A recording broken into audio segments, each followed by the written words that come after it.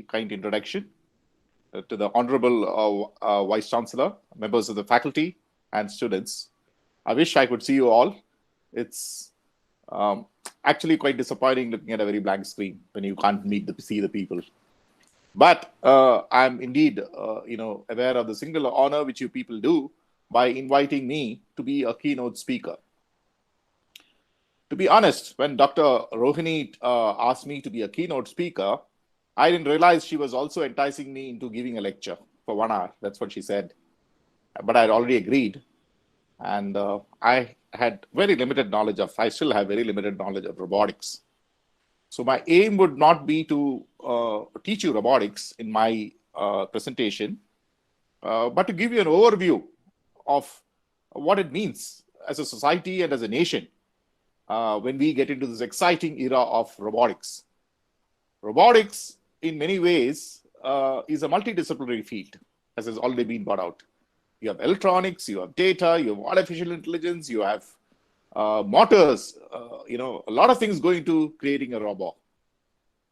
So with that as a small backdrop, let me now jump in straight away to the presentation so that I, give you an oversight and maybe pique your interest on what would this nation expect from you when you get into this exciting field of robots. Okay, my entire screen, so allow 1 second.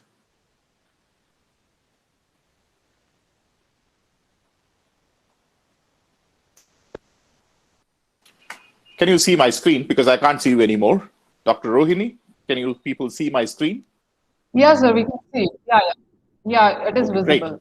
You can carry on. So when I got for this, the university, Women's University of Akkamahadevi, there you are, India's strategic interest in robotics. So Robos is as old as, mankind. I've just shown you certain puppets, a man since a time when he has evolved in the last 200,000 years would always, we have not changed much. And we would always like to play God. And there you have puppets. And Togalu Gobayata, I don't know how many of you have heard of this. I had never heard of Tolpava Kutu till the time I researched on this particular subject. But yes, these are all arts which are which exist in India for the last hundreds of years. Now, from puppets, while getting into the subject of robotics, I thought I will address this very vast field of robotics because I got lost in it by telling you the generations of robots, so that you also have an understanding into which direction would we finally go towards when you approach this field. You had the first generation of rule-based robots. Second generation was machine learning. The third generation is deep learning, and the fourth generation is adaptive learning. Okay, so there are people who have said there is going to be a fifth generation. There are even people who have said there is a sixth generation, but I've not gone into that. That's in the realm of the future. Excuse me. So the first generation, just to give you a very, a fast oversight, Ultima. Okay, a robo which I'm sure you would have all heard, studied about. In the car manufacturing industry. I will not dwell on it much because you people are the experts on robots and you will know much more about Ultima than I ever will. But then this is second generation. I've got one at home. It helps in cleaning. It has some sensors. It has some intelligence because if it gets stuck, it knows where to turn. But I keep seeing that it keeps going around in circles if it doesn't have enough, furniture to stop it. So that is the second generation. And there, the third generation. Law enforcement operations other than war. You will slowly realize that human advances in technology has always originated with war. Why is that so? Why should humans always throw your best and biggest money, best talent and the biggest money into war. Because the structures of what you see today exists on very hard military power. If there is no nation, for a nation to exist, you need a military to defend it. You need a constitution, you need a military to defend that constitution against all enemies, external as well as internal. And if you do not have that military, all your rights, your fundamental rights, etc., do not exist. Not many people understand this truth, especially in India. Many other nations are much more aware of this fundamental truth, that unless there is a class of people who willingly forego their fundamental rights to serve the nation in the military, the rest of them will not have any fundamental rights. So that is the reason mankind always tries to throw its best talent and the largest amount of money into ensuring that they are ahead in war. Because it's the nature of humans. We are competitive apes. We would always like to have a competitive advantage over other groups. Within a nation, you have got laws to restrain yourself.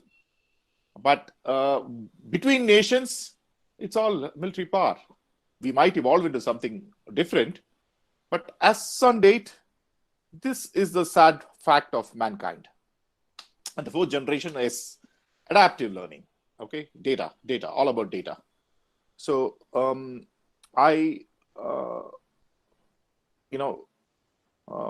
then the military robots, which the Vice Chancellor had, briefly mentioned about. Many of them exist today, and some of them are used in the army, by the army as we speak. So here you are. Your first two generations were process-driven. Your next two, which are currently, machine learning and artificial intelligence, both are data-driven. So if you do not have data, you do not have robots or intelligent robots, because that's where you're evolving. And from there, the obvious question is, where is the data? So in this slide onwards, I think I will slowly challenge your thinking.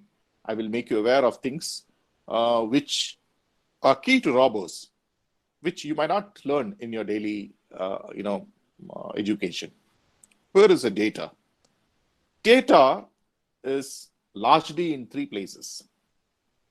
In the social media networks, that a lot of you must be texting among yourselves as we speak.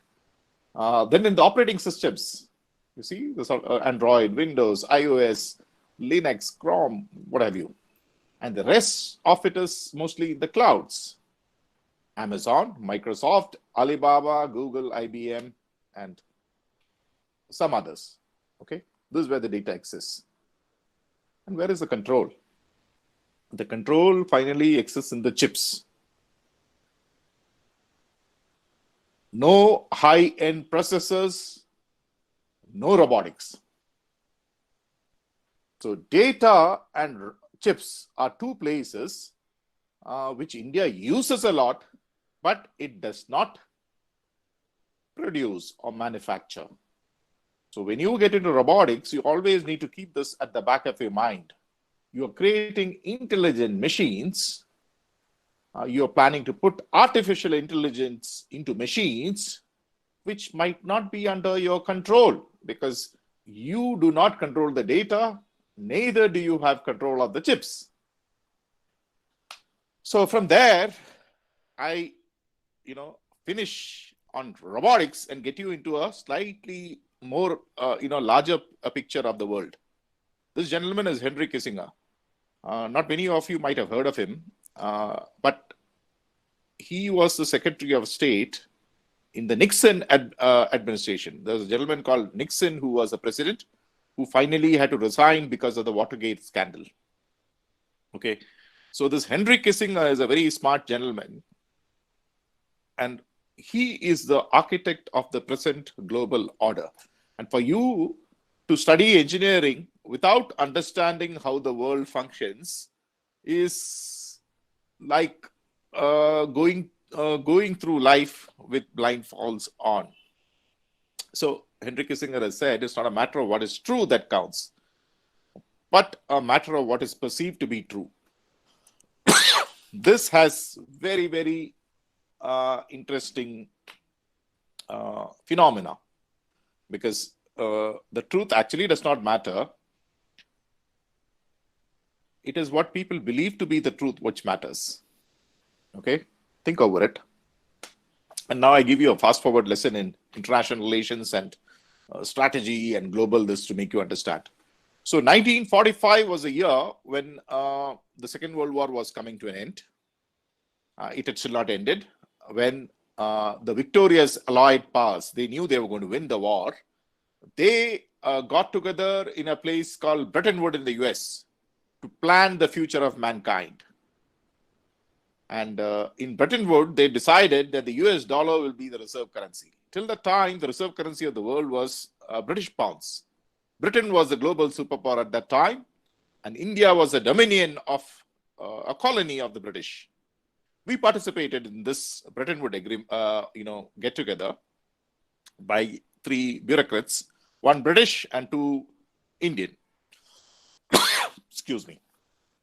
So what it basically meant was the gold of all most of the world, because the rest of the Europe was bust. It had got bankrupt fighting the war, and they owed huge amounts of money to the United States. So they agreed that they will ship all that gold into the United States, and based on that holding of gold, the United States is allowed to print dollars. Okay, it was a percentage. Now, fast forward into 1971, the United States went bust fighting the Vietnam War. Wars are expensive businesses. So our friend Henry Kissinger took a flight, landed up in Saudi Arabia, and cut a deal with the House of Saud. The House of Saud is a ruling clan, the ruling this of Saudi Arabia. What was the deal? He said the US military will guarantee that the House of Saud will continue to rule Saudi Arabia, provided OPEC, an organization of petrol-producing nations, which had newly been formed at that time, only sells their oil in US dollars. So once that agreement was cut, the United States unilaterally abandoned the Bretton Woods Agreement and started printing dollars, fiat dollars.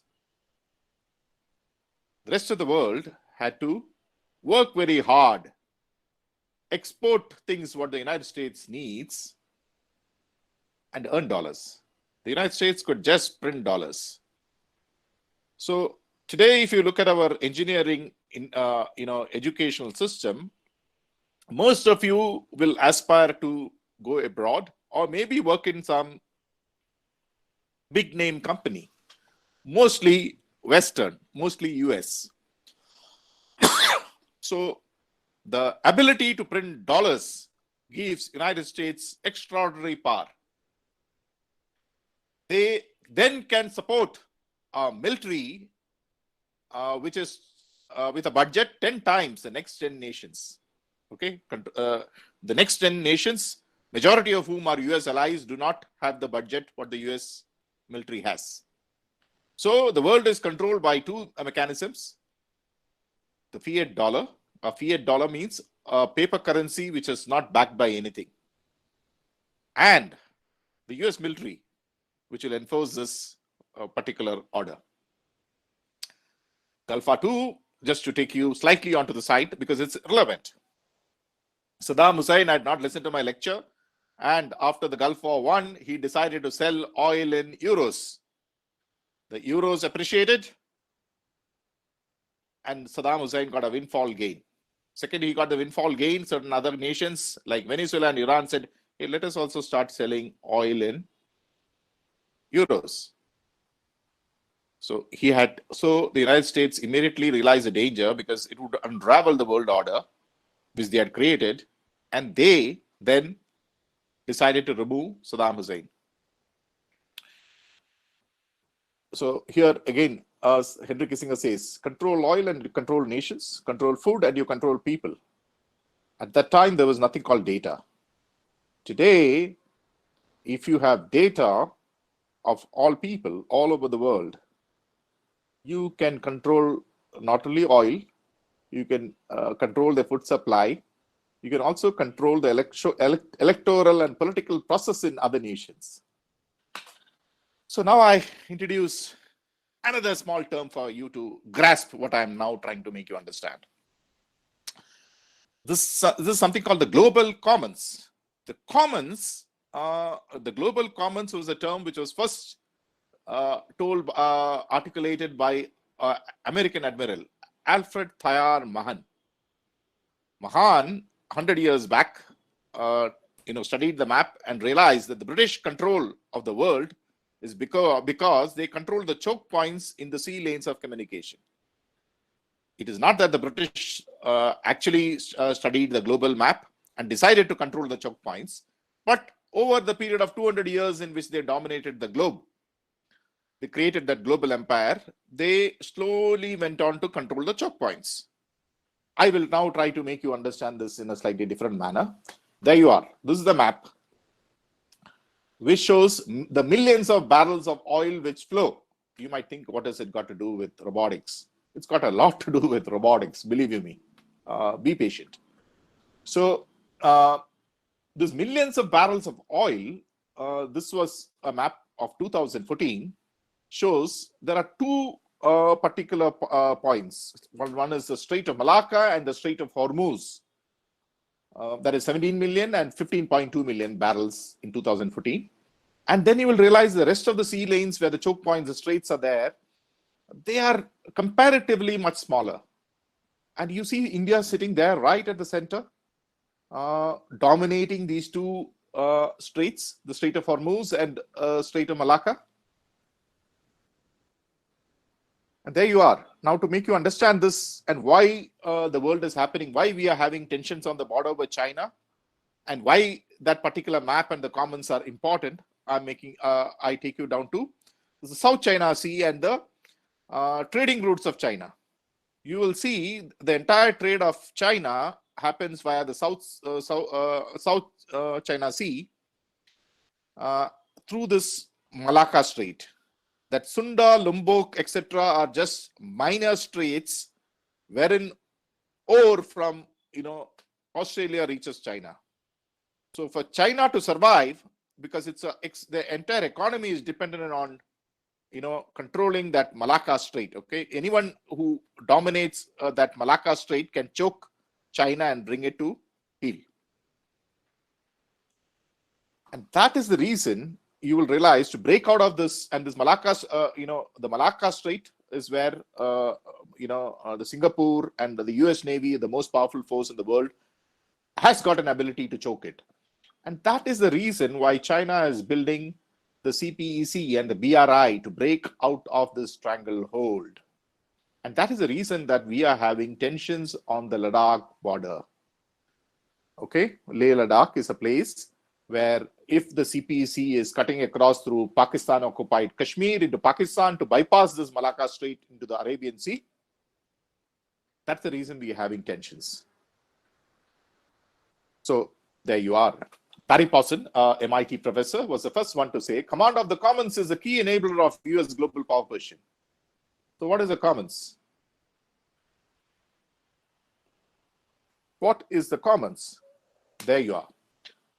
It's a space in the international system over which states do not exercise the normal prerogatives of sovereignty, and to which norms provide for universal access for economic, political, scientific, cultural, and sometimes military purposes. So basically, these are systems where nations do not exercise sovereignty. The high seas, the air, Antarctica, space, these are the commons.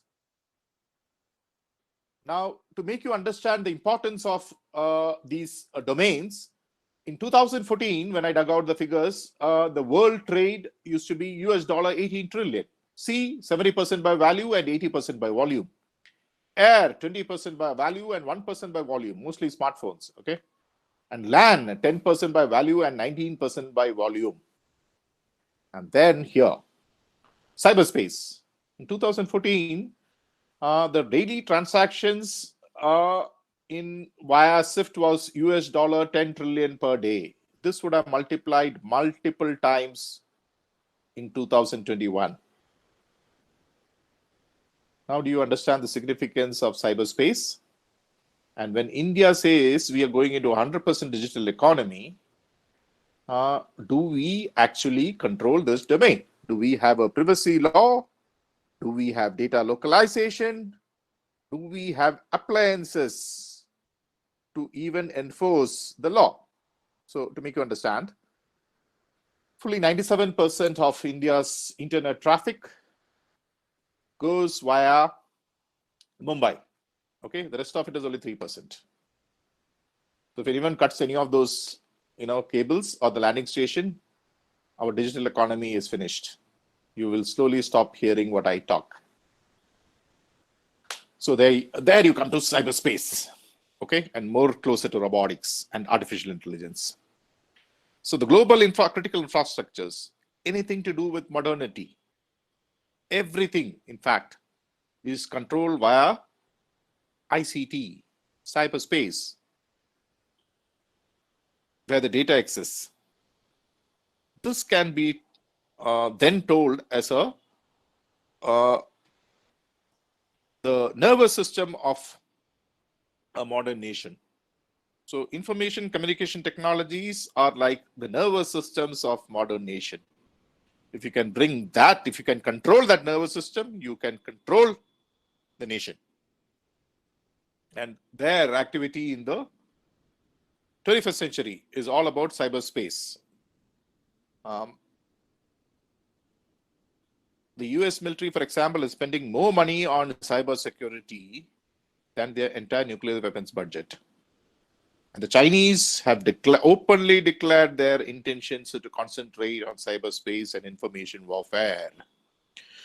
So that's a domain which is highly contested. And there, okay. Arthur Zabriskie is the first, vice admiral who recognized this in 2004 and said the importance of cyberspace.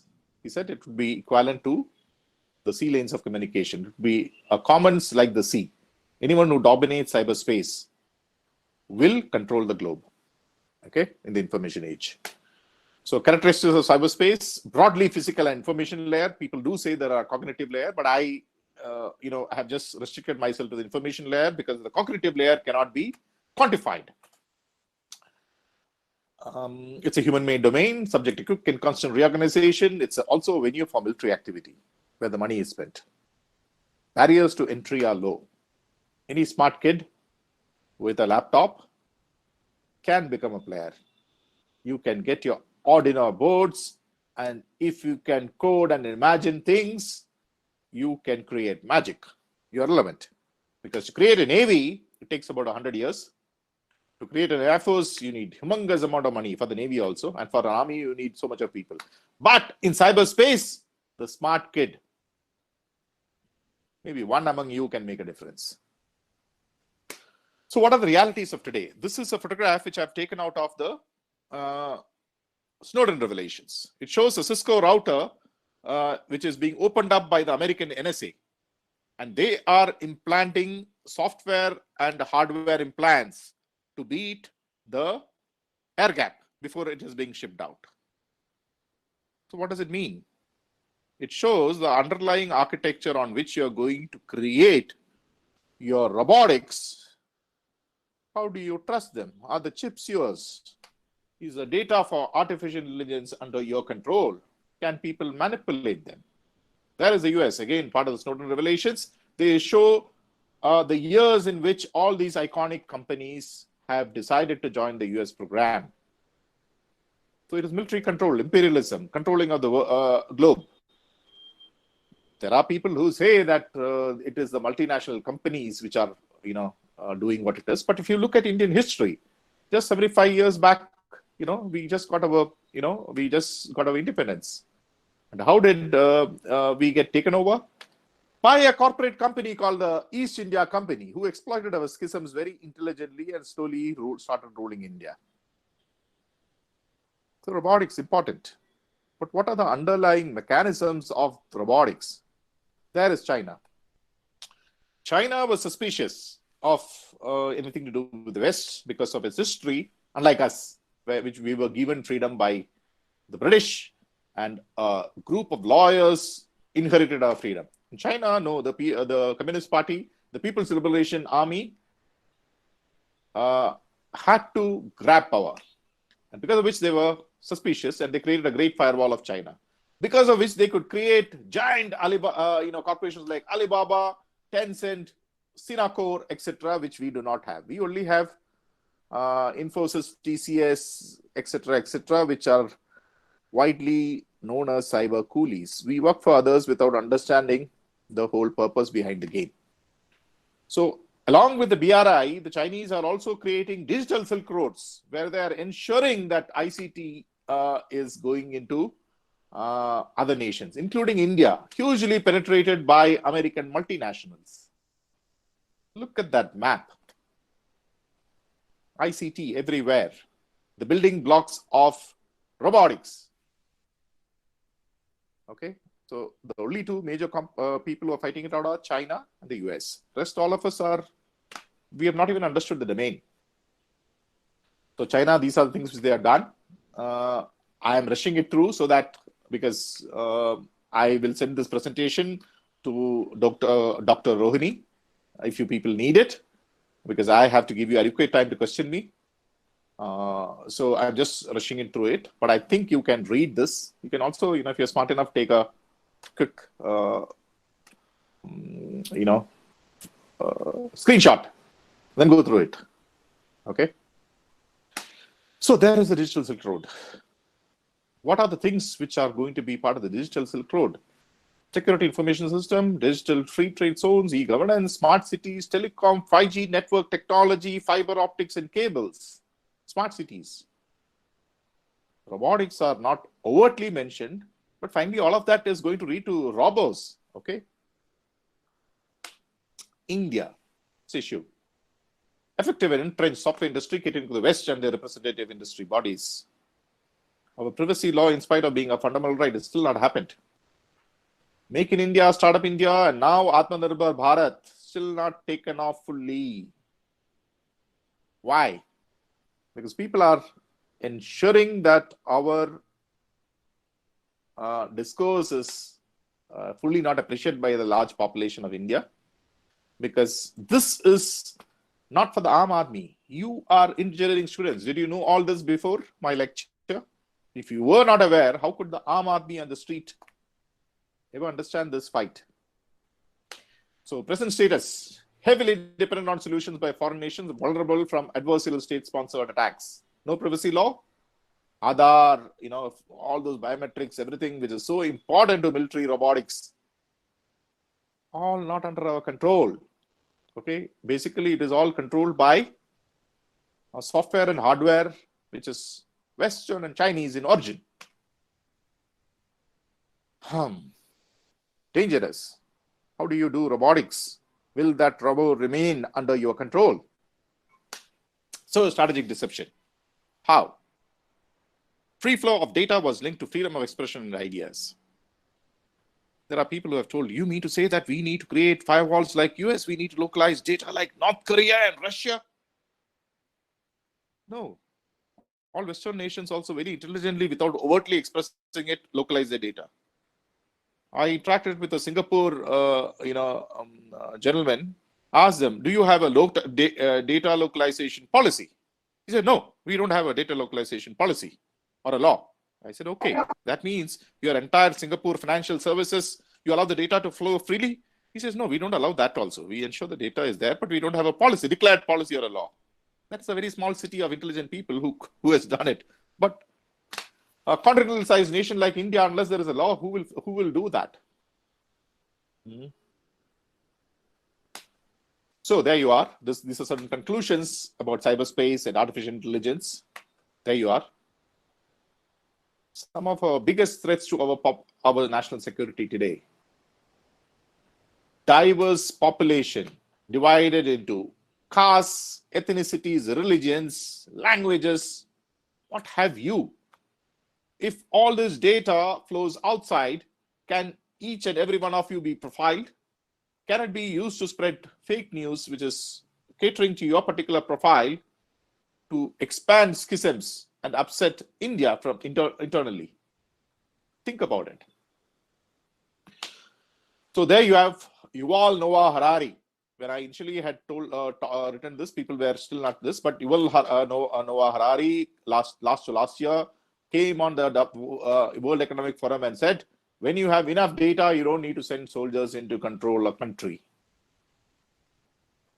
You can control them remotely. Even if you create indigenous robbers, if you don't have the chips and if you don't control the data flows, who will they listen to? So the supreme award of war is to subdue the enemy without fighting. Okay, this Sun Tzu is a very famous sage of 3,000 years back who's created all these things. His principles are universal.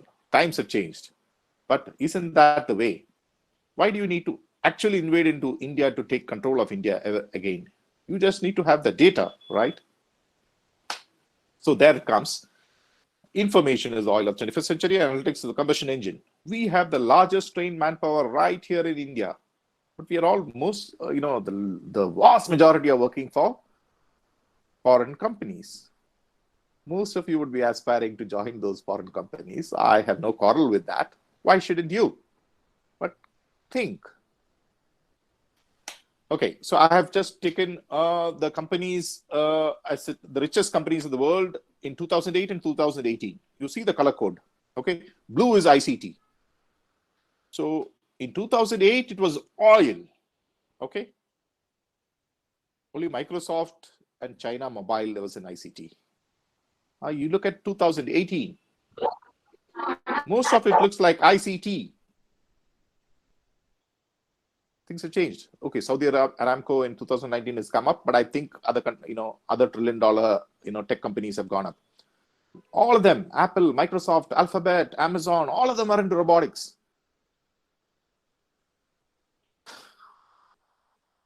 They're all based on data. All your research, including my speech as on date, is on a Western platform. They are listening in, and their AI algorithms are taking note of what we speak. If it is relevant, they will act on it. So what's the fight all about? Please do ignore the map the way it is, because I've just taken the map is not correct of India. Okay, there. But that is what, this is a PwC map, which I've just taken and put out there. It shows per capita, we are in the red. Okay, South Asia is in the red, including India, which is akin to sub-Saharan Africa. I'm not saying we might be as poor as sub-Saharan Africa, but we are there. China has pulled itself into the middle income. The West is in the green. Okay, that is above $50,000. Okay, they are all, we might say they are all collapsing, but they are rich. The population is rich. And this from PwC again. They're predicting 2050. We still somewhere are in the red, a color which we might not want to be. The West, as per them, are still going to be in the green. Okay, China is still in the middle income. That's their prediction. So what's the challenge all about? This is the global wealth distribution, percentages. China, poverty almost wiped out. India, there is a large percentage of the population right, hovering below and on the poverty line. Most of us are towards the right. And remember this, you are today having a taxpayer subsidized education in the engineering college. You are part of the privileged few who are getting this opportunity. Make good. Think of the vast majority of Indians who don't get this opportunity. So where are our laws and policies, etc., getting buried in? That's because of lobbying. Okay. If you look at everything, these companies taken together are bigger than by multiples of India's GDP. And India is one of the largest producers of data, very rich data for them. They are ensuring that money pours in to ensure that our government doesn't, the legislators don't create the laws which will actually protect and look after India's interests. Privacy is the most used word. Okay. Why? Because it's a fundamental right. What is a nation which cannot even protect your fundamental right? Other fundamental rights are right to property, right to life, things like that. Privacy is also one of the fundamental rights now. Very important. Lobbying. Okay, again, I have shown you this. Now, what is our challenge?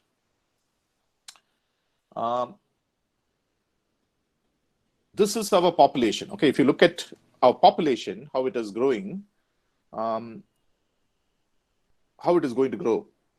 Our working age population, okay, we have got the largest youth bulge in human history.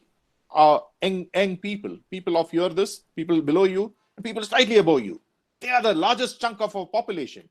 And with robotics coming in, the traditional jobs are not going to be there. Okay, a lot of jobs are going to get automated. I'm not saying that we should not get into robotics. We definitely need to get into robotics. But we have to become a manufacturing base. There is no jobs for this young people. Okay, this is unemployment rates rising, and after COVID, this would have risen much more. And this is a period of demographic dividend, which they say, 2018 to 2055. We've already lost 3 years. These are the times when people rapidly grow. Okay, if you don't grow, then there will be instability, internal instability. You see the farmer agitation, you see a lot of agitation which is happening all over. That's because of youngsters not having enough jobs. If you are on a job, do you have time to go and stand for that agitation? So I come to the end of my presentation. You might think, can we do this? 60 years back, at the end of the Second World War, the Japanese were known for shoddy technologies. No one today is saying Japan is technologically shoddy. 30 years back, okay, I remember Chinese were considered slightly behind India, just 30 years back. No one says that India, the Chinese are technologically backward today. India is better placed with world-class talent. The only thing lacking is the strategy. Now, what is a strategy is a vast topic. I'm open to discussions. I've come to my end of my presentation and the keynote speech. I